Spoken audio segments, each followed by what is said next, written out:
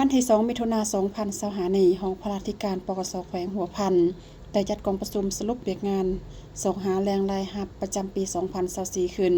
อยู่ที่สโมสรกองบัญชาการปกสแขวงภายใต้การเป็นประธานของฐานพันโทวรรณธรพรหมมิไสคณะพักกองบัญชาการปกสหัวหน้าห้องพลาธิการปกสแขวงเป็นเกียรติเข้าร่วมของฐานพันเอกคำเด็กจันทร์สุดิคณะพักห้องกองบัญชาการปกสแขวงหัวพันมีผู้ตั้งหน้าบรรดาห้องค่ายคุ้มขังดัดสร้างกองพันป้องกันขึ้นที่ปกสเมืองสำเหนือและภาคส่วนที่เกี่ยวข้องเข้าร่วมฐานพันโทรุ่นทองเพ่งสะบัดห้องของพลาธิการปกสแขวงได้ผ่านบทสรุปเวียกงานสอกหาแรงรายรับประจำปี2024ได้ให้ฮู้ว่าโดยปฏิบัติตามเทศสีนำของกระทรวงป้องกันความสงบก็คือวาระแห่งชาติว่าโดยการแก้ไขปัญหาเศรษฐกิจและการเงิน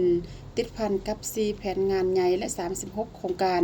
ที่คณะพักกองบัญชาการปกสแขวงได้วางออกให้นับมือเป็นรูปธรรมและเกิดมาผลตัวจริงในปี2024-2025งัวรวมของกองบัญชาการปกสมีทั้งหมด67ตัวเกิดใหม่18ตัวขายออก6ตัวแบ่งให้ปกสเมืองกวน5ตัว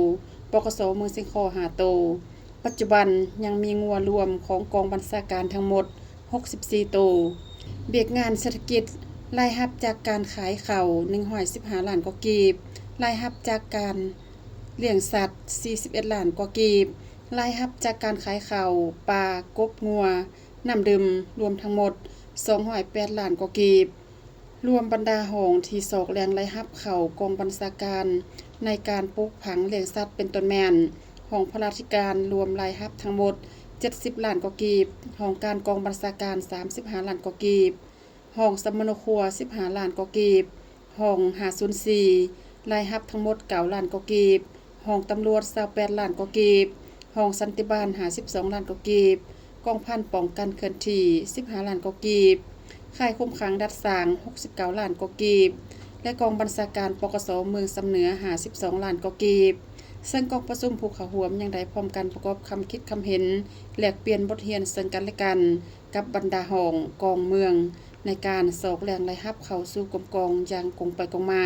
เพื่อเฮ็ดให้ชีวิตการเป็นอยู่ให้นับมือนับดีขึ้นเรื่อยๆขอน้อมเทิดทูนบุญคุณของพ่อ